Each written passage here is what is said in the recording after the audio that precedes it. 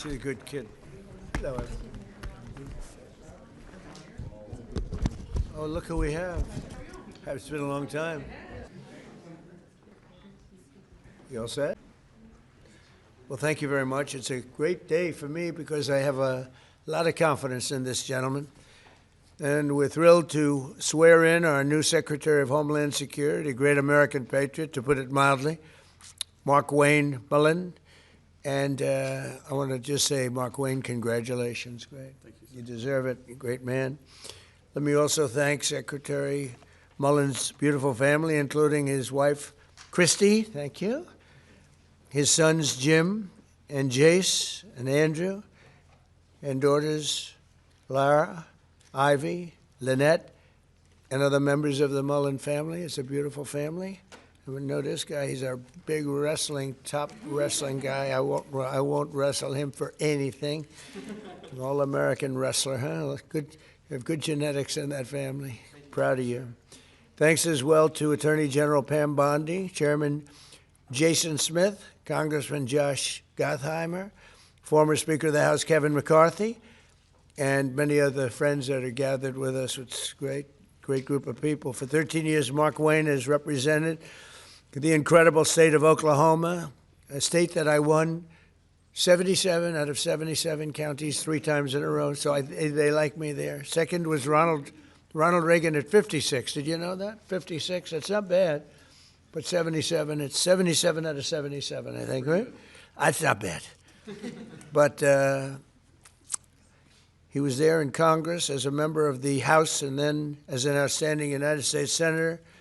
And he really has been outstanding. He's been a close and vital partner in helping us secure the border, stop migrant crime, end the scourge of illegal drugs, and make America safe again and make America great again.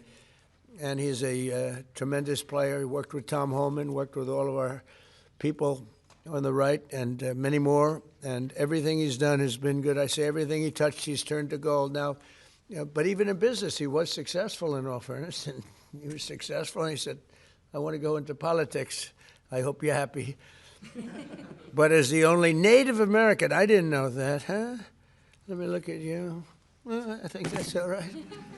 He's got great quality, I can tell you. He's the only Native American in the Senate. How many have been there before you? Do you know? Native American? I think 3. 3. Well, you're a fantastic representative. Markwayne has also been a fantastic advocate for our cherished tribal communities. He's now the first member of the Cherokee Nation ever to serve as a member of the cabinet. I didn't know all these things. I would have picked him faster if I had known. I would have made a quicker decision. Prior to his career in public service, Markwayne had a very successful career in business, leaving school at age 20 after his father got sick, taking over his family business and turning it into a multi-million-dollar success story. He's a very successful guy. Markwayne has also a career as an MMA fighter. That's why I looked at his ears and I said, I'm not going to fight with him. You can tell a lot about a person by their ears, right?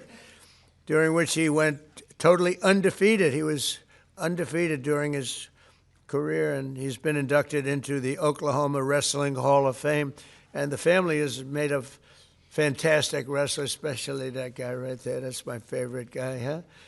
And suffered bad injury and come back stronger than ever, I think. So good to have you, man, right? I have no doubt that as he takes the helm of DHS, Markwayne will fight for Homeland Security, the United States, and securing the country and making it really strong and the way it should be. Our country's come a long way in the last year. We set it up so beautifully, and then we had 4 years of horror. We had 4 years of disgusting horror, open borders, and things that nobody would even think of. You wouldn't even think of. 25 million people poured into our country, and we've gotten a lot of them out, but we have a lot more to go. 11,888 murderers came into our country. People came in from all over the world, from prisons and gangs, gang members, drug dealers, people from mental institutions, insane asylums. That's the mental institution times 2. And what they allowed to happen to our country can never be allowed to happen again, and it won't. With Markwayne, we have somebody that's strong, professional, and fair. As you know, the department that Markwayne takes over today is currently shut down by radical left Democrat thugs in Congress who have blocked all funding for DHS because they're trying to shield illegal alien criminals, gang members. They want to protect them from being taken out of the country, drug dealers, murderers. They're protecting them all. I don't know how people can vote for these people. You know, I see the midterms are close. I don't know what close means, but I don't know how people can vote for them. You take a look, men, they want men to be able to play in women's sports. They want transgender for everybody. Terrible, but that's the way it is. They don't want to give voter ID. They don't want voter ID for elections. They don't want proof of citizenship for elections. And then they get to vote. They do cheat, but I don't know, it's hard to believe they can cheat that much. Just in the past few days, we've seen the horrifying consequences of Democrats' deadly open border extremism. They want open borders, and they want to open the borders again if they have their chance, because they think they're going to get votes by doing that. On Thursday, a precious 18-year-old college student named Sheridan Gorman was shot and killed while she was walking in a park. She was just walking in the park, didn't do anything. The illegal alien monster charged with Sheridan's brutal murder had come illegally from Venezuela and been released into our country by sleepy Joe Biden, the worst president in the history of our country. And I don't say that because I think he's fine, he's okay. I don't like him, dislike him. I talk about job performance. That's all I care about, job performance. Worst president in history. And Obama wasn't far behind, by the way. But he was then arrested and released again by Democrat governor, a real slob of a governor, J.B. Pritzker, in the sanctuary city of Chicago, which we could make safe in 2 months, I would say. 2 months if we sent in the group, Tom, right? 2 months would be good. 3 months, very good. 4 or 5 months, it would be great. But they would never call because they don't want to do that. All they have to do is call and ask for a little help. The Democrats in Congress do not care how much American blood they shed in their demented pursuit of open borders. From Sheridan Gorman to Jocelyn Nungary and Laken Riley, their quest to flood our country with illegal aliens has left countless American victims in its wake. They never changed. They see what's happening. They never change. That's what they want. They want to get the votes. With sanctuary and sanctuary cities going at levels that they are, and we've ended a lot. We've done a lot. But for some reason, they love it. It's a sanctuary. You know, sanctuary cities are sanctuary for, it's really a sanctuary for criminals. With Secretary Mullin at DHS, we will continue our record-setting efforts to deport these illegal alien criminals from our country, and we are doing at record levels despite a very unfair court system, a radicalized left court system, and others that I'm not too fond of also. And we'll protect innocent American lives. Every single illegal migrant who is a criminal record must be deported immediately. If they have a criminal record, you got to deport them. And there's a lot that came in under Biden. And Kamala, the great border czar, Kamala, who never went to the border, never called Border Patrol, never once called Border Patrol. Can you imagine that, Jim? She's the border czar. She never called Border Patrol. Explain that to me. He's the worst. She was as bad as he was. Going to give him IQ tests next week. Under the Trump administration, we've achieved unprecedented gains on public safety. Yesterday, we were in Memphis, Tennessee, to celebrate the steepest reduction in crime ever recorded. We've been there for about 5 months, and the numbers, nobody's ever seen anything like it. And thanks to our Memphis Safe Task, it's called Safe Task Force, alongside our efforts in Washington, D.C. And what we've done in Washington is amazing. We have Washington as a safe city now. It's been amazing. It's been, if you go back a year and a half, 2 years ago, Washington was one of the most unsafe cities anywhere in the world, let alone this country. And now we have a very safe city. And what they've done with all of the people working, many of the people standing right there, has been incredible. And now we're going to see all of our cities take a big step because of Markwayne. In 1 year, my administration, we've created the most secure border in the United States history. and the largest drop in illegal immigration ever recorded, slashed the illegal fentanyl crossings on our border by 64%, and accomplished the largest decline in the murder rate in the history of our country, bringing it down to 1,900. That's before my father was born. My father was born a little bit after that. He wouldn't be happy mentioning this because he never liked talking about age, but he lived to be a ripe old age, but that's before my father was born. Think of it, 1,900. We have a record, 1,900. Murders last year were at the lowest level in 125 years, and we're making America safe again. We're doing it at levels that everything we're doing, we're making great. The border is great. The military is great. We're having, by the way, a tremendous success, as you know, in Iran. We had one in Venezuela, and now we're having one in Iran. They have no Navy left. They have no Air Force left. They have no anti-aircraft equipment left, no radar left, no leaders left. The leaders are all gone. Nobody knows who to talk to. But we're actually talking to the right people, and they want to make a deal so badly. You have no idea how badly they want to make a deal, and we'll see what happens. I want to thank Pete Hegseth. The job you're doing over there is really incredible. You and the general and all of the other generals and colonels and captains and majors and everybody else, right? It's a perfect, amazing thing. We make the best military equipment in the world. Now we're going to make it faster. We want to get it faster, but we make the best in the world. We're doing a job. So I'd like to ask Attorney General Bondi to come and do the honors of swearing in a man who's going to do a phenomenal job for our country. And I tell you, your family has to be very proud. You have to be very proud. Absolutely. Everybody wanted this job. I said, there's one man for this job, and I have no doubt he's going to be fantastic. Thank you, Pam. Come on over. Thank you.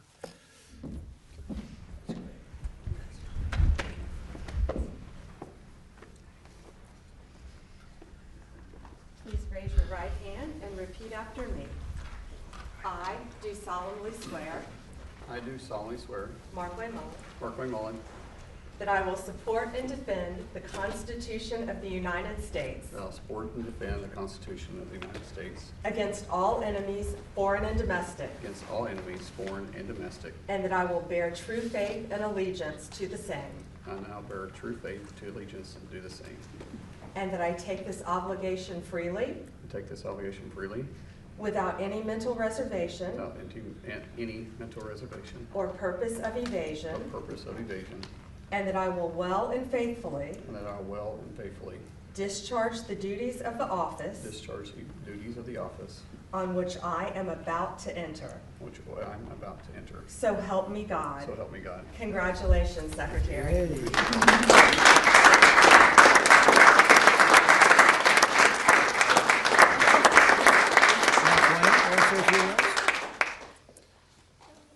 Thank you. I think that was the most nervous I've ever been. It just seems surreal being in the Oval Office and having the President of the United States speak so highly of me and then recognize my family and know my family by name. It's humbling, and I never take it for granted, but I've made this very clear that I don't care what color your state is. I don't care if you're red or you're blue. At the end of the day, my job is to be Secretary of Homeland and to protect everybody the same, and we will do that. I'll fight every single day. Today I got the privilege of meeting so many of the employees at DHS. These employees have been there for 30 days without pay. And if you need anything to know their dedication to show up and still protect the homeland that you and I enjoy and the freedoms that we're experiencing, they're working with for free because of political politics. That's all I need to know. I told them, as you're fighting 365 days, understand I'll be fighting 365 days beside you. No one's going to outwork me, and I'm not going to let any of them outwork me. The President has entrusted me with this, and failure is not an option. And so thank you so much, Mr. President, for this opportunity. I won't let you down. Thank you very much. Thank you. I love that expression, no one's going to outwork me. That's a wrestler's expression, isn't it? Huh? That's a good wrestler's expression. Yes, please. Mr. President, Will the Secretary's replacement in the Senate support the SAVE Act and the use of the talking filibuster to get it through? Well, it's not the SAVE Act. It's not called this. It's called the Save America Act. There's a big difference because the SAVE Act, nobody knows what that means. Save America means Save America. And I can't speak for him, but I would imagine that Markwayne, I didn't even ask him the question because who wouldn't support it? Voter ID with a picture. You want citizenship, proof of citizenship. Ideally, you want to end mail-in ballots because there's tremendous corruption. Then we added a couple of things, Markwayne, like I don't think being a great athlete and having a family of great athletes, they have produced great athletes in this family, all-American wrestlers. They especially like wrestling, by the way. And what about baseball? Do you play baseball? Anything? They like wrestling. But I don't think that you would say that his family, and I don't know this for a fact, and I shouldn't say it because I could get myself. Does anybody in your family want men to play in women's sports? I don't think so, Jim, right? I don't think so. I don't think. How would they do? Would they do good wrestling you? They would be in trouble? He said, yes, they'd be in big trouble. It's so crazy.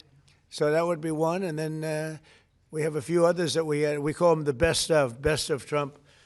But if you look at transgender mutilization of children, we don't want that. It's the mutilization of children. We don't want that. So generally speaking, I think I can answer that Markwayne would be very much in favor of what I'm in favor of. Would you say that's right, Mark? I can't think of too many things. He might be worse. He might be worse than me. That's my look at his wife is saying. That's right. But so yeah, he's going to be great. Yeah. Do you believe the Secretary will run DHS any differently than Kristi Noem did? What do you hope to see as his priorities? Well, we had a good run. Look, we created the strongest border with the help of that man right there. Tom is so incredible. And he's going to be a big influence here, too. There's nobody more professional, nobody better. There's nobody better as a human being. You know, he looks tough, but he's got a good heart. But not too good. Don't make it too good. But, you know, we had Tom. We have the safest border we've ever had. We have a lot of assets, but a lot of things we can do, and we're going to do. We have to get criminals out of our country that were allowed in by Biden. Yeah, please. Mr. President, do you support what appears to be emerging agreement coming out of the Senate to reopen DHS? Well, I'm going to look at it, and we're going to take a good hard look at it. I want to support Republicans, and, you know, sometimes it's awfully hard to get votes when you have Democrats that don't want to have voter ID. They don't want to have proof of citizenship. They don't want to do anything about men playing in women's sports. That's one of the items we put on, you know. And I did that just because it's so popular. You know, they say that's at least an 80-20 issue. No, it's about a 99-1. I don't think it's, what do you think, Pete? Do you think it's 80-20? Who's closer, 80-20 or 99-1? Almost 100. Yeah, I think 100 is really the, so, you know, so I support that, and I support common sense. Would you be comfortable with a deal that involves separating ICE funding from the DHS funding package in order to reopen? Well, they're working on all of that. You know, that's a detail that they'll explain later. Please. Election integrity and DHS measures. Mr. President, since CISA falls under DHS, and given that many credible voices have raised concerns over its premature and possibly likely faulty 2020 election assessment, will you and Secretary Mullin implement reforms at CISA and at DHS to ensure full confidence in future elections, like in the upcoming? About it. We'll talk about it, you know, pros and cons. Look, they used it to try and put me in prison, right? So I can't be thrilled with it. They used that very strongly, very illegally. The Democrats are thugs, and I don't want to say that. It would be nice to everyone get along, but it's a different country than it was years ago. It was very dangerous the way they used it. And they weaponized government. They used that to weaponize government. So I'm not thrilled, but I'll also go along with two groups of people, the military, and I think the military likes it, right? And I'll go along with the senators. I'm fine. But I was a big victim of it. Yeah, please. Are you going to send Jared Kushner and Steve Witkoff to do direct negotiations with the Iranians? Yeah, well, we're in negotiations, as it turned out, and now you've seen what I said yesterday was exactly correct. We're in negotiations right now. They're doing it along with Marco, JD. We have a number of people doing it. And the other side, I can tell you, they'd like to make a deal. And who wouldn't if you were there? Look, their Navy's gone, their Air Force is gone, their communications are gone. That's the biggest problem. It's very hard to communicate them between themselves. All of the anti-aircraft is gone. Most of their missiles are gone. We either shot them or they shot them and don't have them anymore. They're down to a trickle. Pretty much everything they have is gone. I don't know. Can you name one thing that's not gone, or can you name one thing that's doing well? You know, if you read the papers, you think we're tied. You think we're in a tough battle. We are roaming free over Tehran, the city, Tehran, as opposed to Iran. We're roaming free. We can do whatever we want. And as you know, today we were going to have the privilege of shooting down a very big electric generation plant, one of the biggest in the world. And one shot to the right location ends the plant, it collapses. And we held off based on the fact that we're negotiating. Yeah. What do you think was the turning point to make you want to pursue a ceasefire? A few days ago, you said you wanted to continue bombing Iran. Now you want to pursue peace talks. Was there something that happened? The fact that they're talking to us and they're talking sense. And remember, it all starts with they cannot have a nuclear weapon. Just, I said yesterday, they said, what are the top 10? I said, well, number 1, 2, and 3 is they can't have a nuclear weapon. And they're not going to have a nuclear weapon. And we're talking about that. And I don't want to say in advance, but they've agreed they will never have a nuclear weapon. They've agreed to that. How do you ensure they won't have a nuclear your weapon? former Border Patrol chief, Greg Bavino, said his only regret is that he didn't catch more illegal aliens. What's your reaction to that? Who said that? That's your former Border Patrol chief. He just retired. Well, I mean, we captured a lot. They were allowed into the country by Sleepy Joe and that group of incompetent people that were, he was the worst president ever, the group of incompetent people. To me, that's the biggest scar. Inflation, they caused the highest inflation we've ever had. We've already gotten rid of it. The biggest scar is what they did, the people that they allowed from prisons all over the world. They came from the Congo, from all over South America. Rough people, really tough people. So, no, I understand what he means. He would have liked to have captured more. I'm not capturing so much as removing. We're removing thousands of people. And many are self-deporting because we're going after them so powerfully that they're self-deporting, Tom, going back. I think that's one of the big unkept secrets. We have thousands and thousands of people, and they're self-deporting. They're going back to where they came from. But what we want really is the criminals. We're really focused on those criminals, getting them out.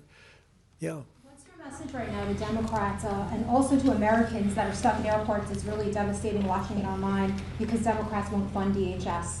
What's devastating? Your message to Americans right now stuck in airports as we speak because Democrats won't Well, fund they DHS? just don't, they won't. Look, this is a deal that was done in the great big beautiful deal, which gave you the biggest tax cuts ever, including no tax on tips and no tax on Social Security for the seniors. Think of it, no tax on overtime, tax deductions when you buy a car, you take money, you pay interest on the money, you deduct it. We've never had that for people buying cars, if it's an American car, only if it's an American car. But they are just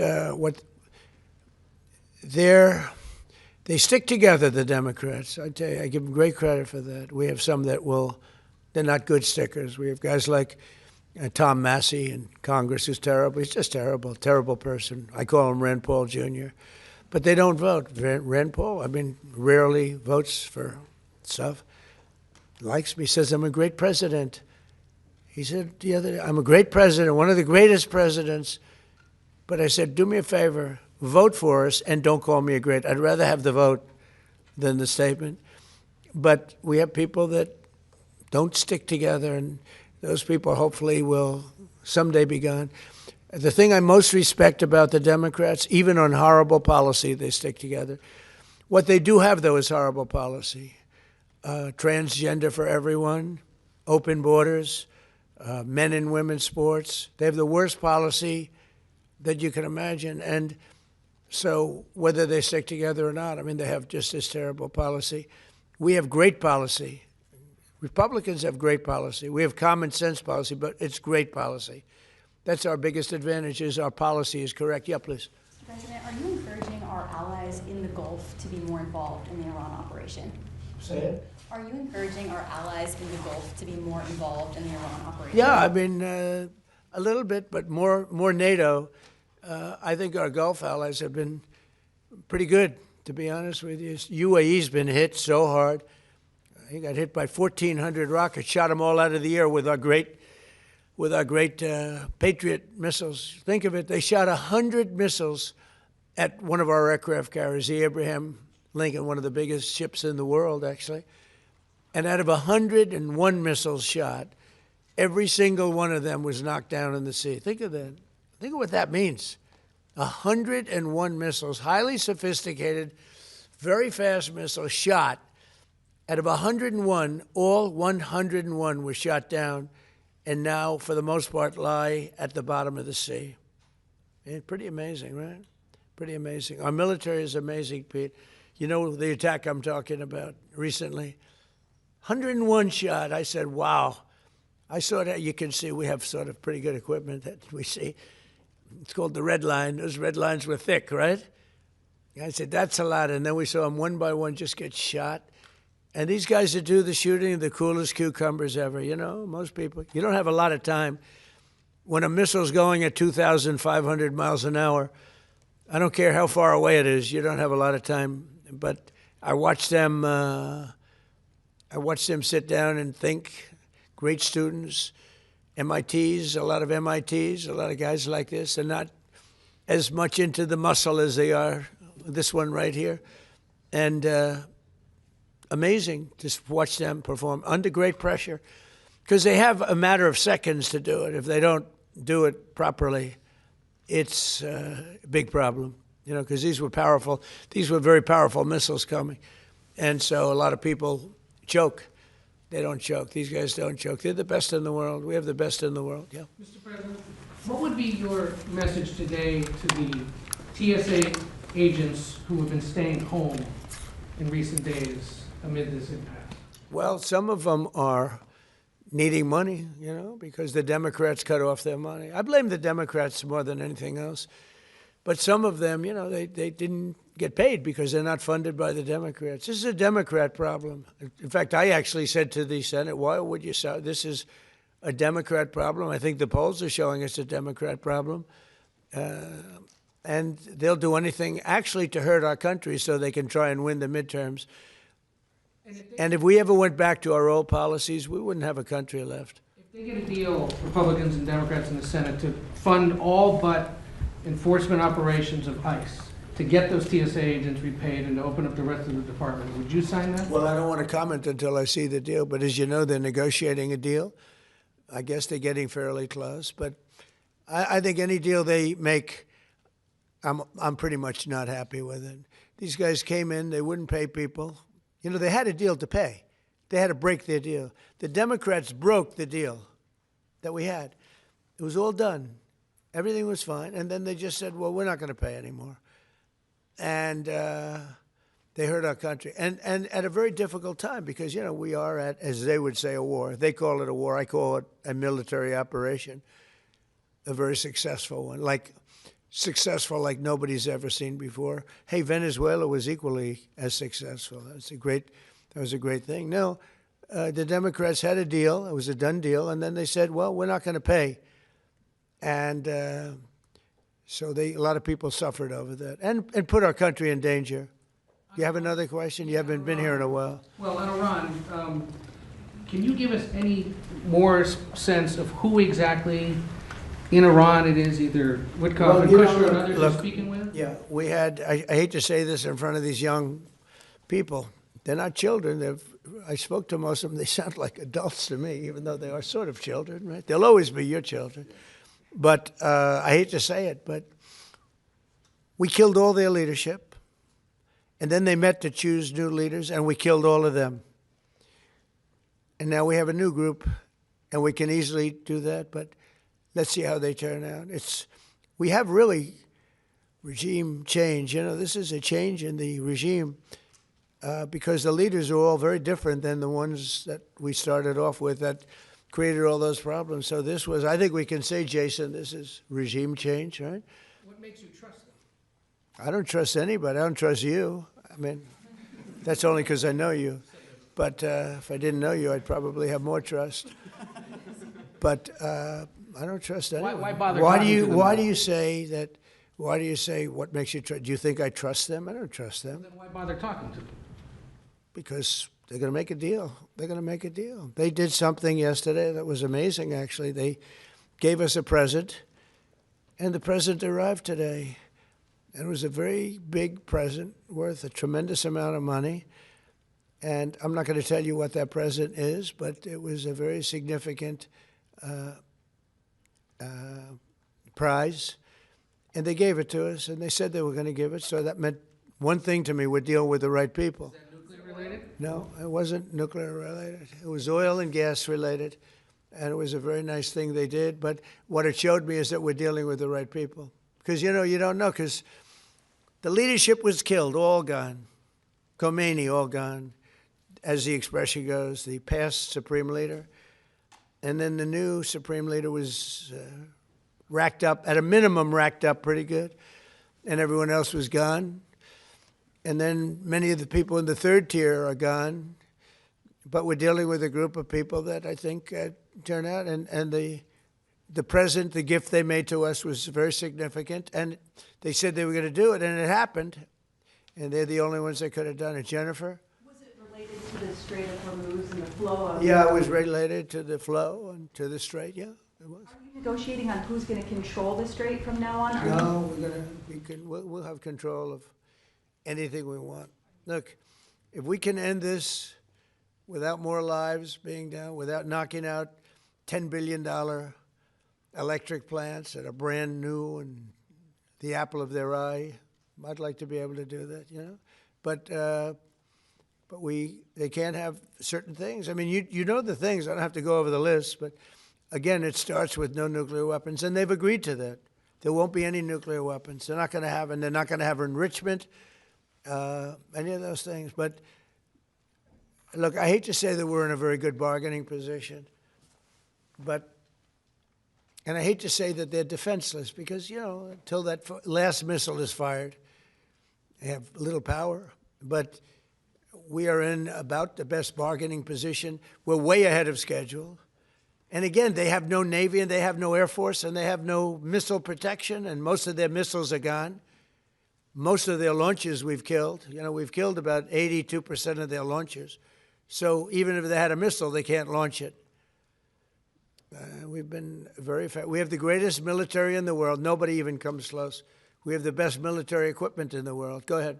On Saudi Arabia, there's been some reporting that you've been talking to the Crown Prince.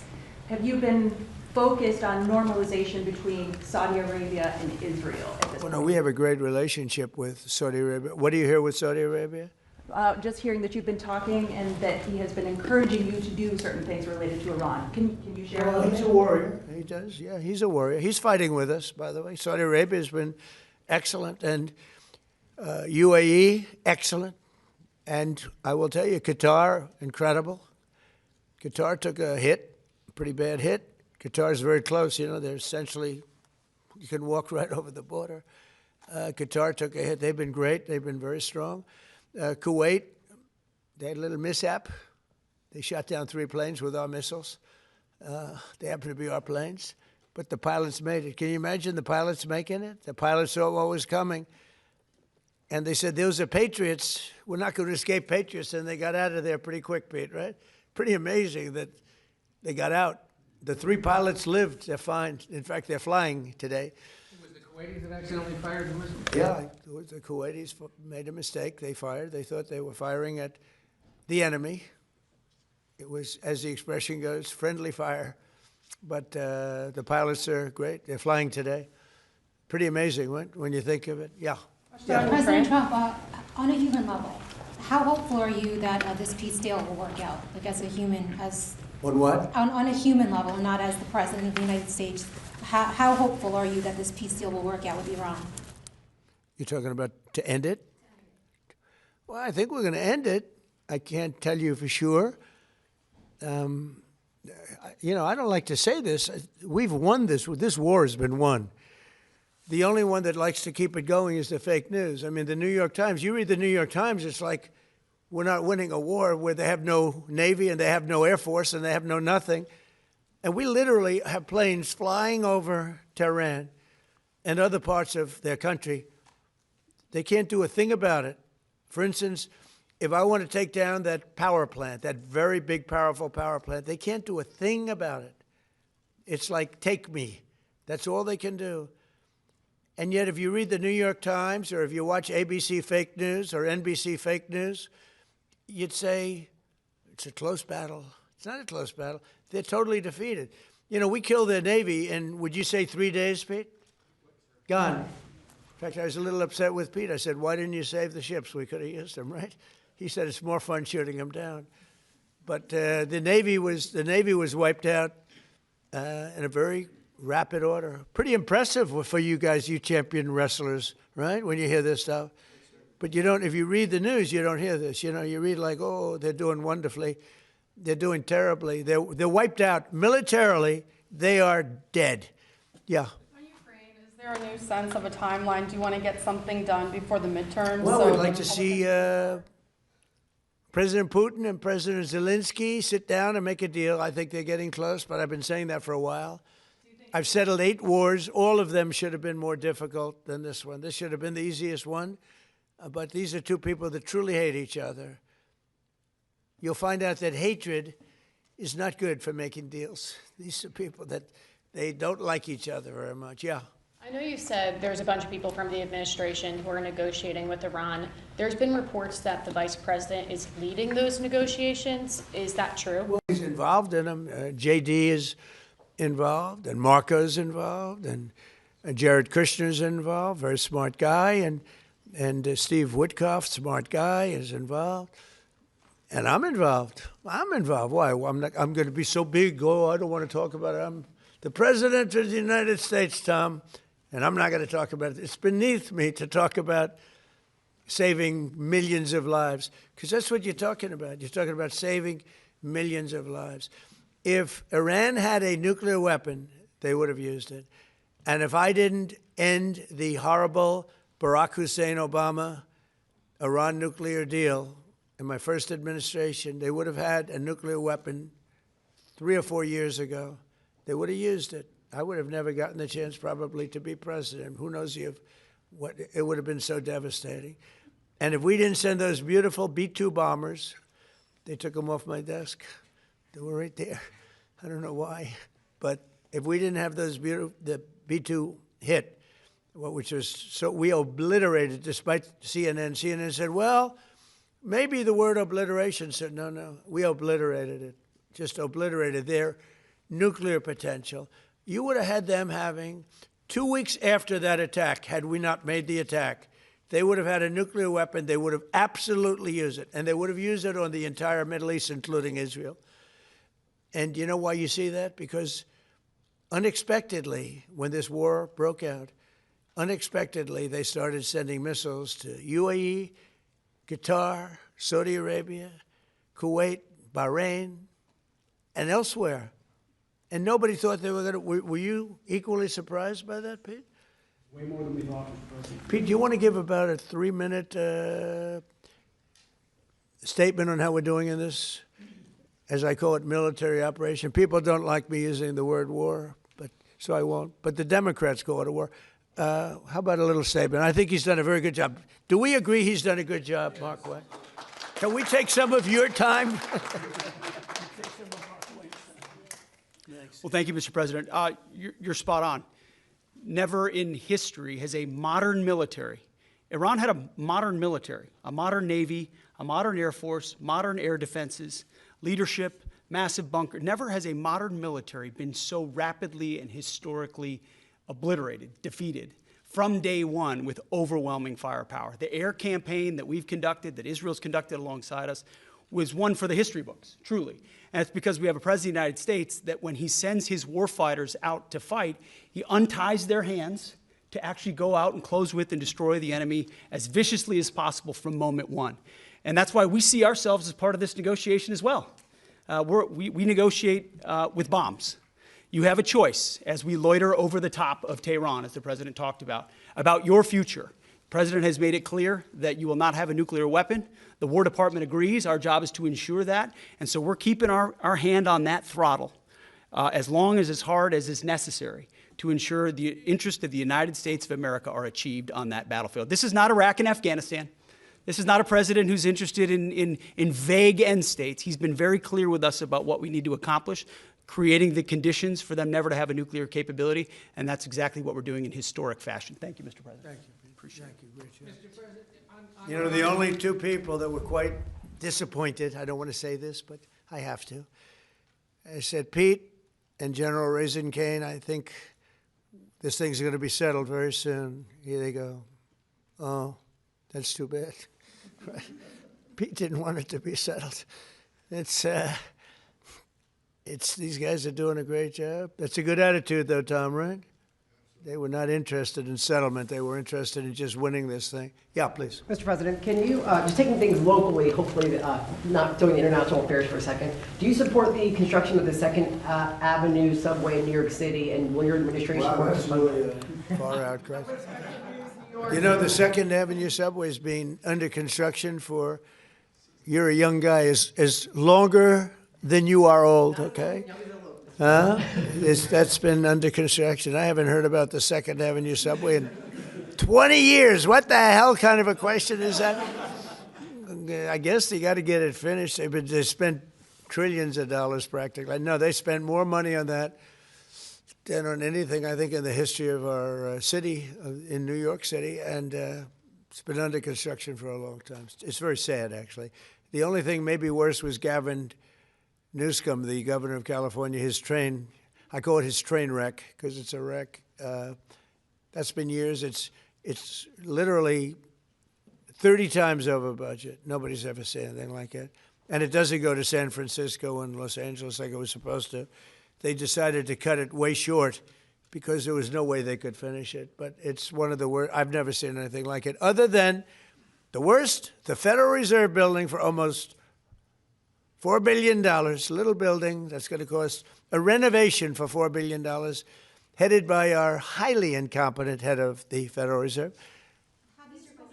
Yeah, please. Mr. President, would you be open, are you hoping to see the Senate pursue Reconciliation 2.0 to fund ICE and pass the Save America Act? Well, we'll see about reconciliation. We're certainly talking about reconciliation, I think, Markwayne, right? Do you want to talk about that for a second? Now that he's working, we can get him to do this. Thank you. Lindsey Graham, the chairman where the reconciliation will funnel through, he is committed to making sure we get reconciliation through. If that is in some form with funding ICE, possibly backfilling from the One Big Beautiful Bill, but also more importantly, the Save America Act. There's a framework that we can do through reconciliation, paying for it, put some of the policies that cost money in, because there's nothing more important than the Save America Act. I mean, that's what the American people want. There's 80% of the population say they want only Americans voting, citizens that are registered to vote, citizens that have done it the right way. And I believe that everybody wants an election integrity. So fortunately, Lindsey Graham has said through reconciliation, he's willing to put the framework out for that. And I think that was said so beautifully, so concisely, so well, your father, that we should let him have the last word, and that was it. That was the last word. Did he do a good job? Are you impressed with your father? Never been more impressed with anybody in my life. How about me? Don't answer. Don't answer. Don't answer. No, you like your father better, okay? Come here. Look at this guy. Come here. This guy, don't wrestle him. We'll steal over here. Yes, sir. Thank you. All right. I want to thank the family, because without the family, he's not here. You know, he's a different person. And that goes especially for Mom, who looks like she's about 22 years old. I don't know. I see these kids, but she looks very young. But it's a great couple. Congratulations to you both. Thank you. Thank you, Markwayne. Thank you. Thank you very much, everybody. Thank you.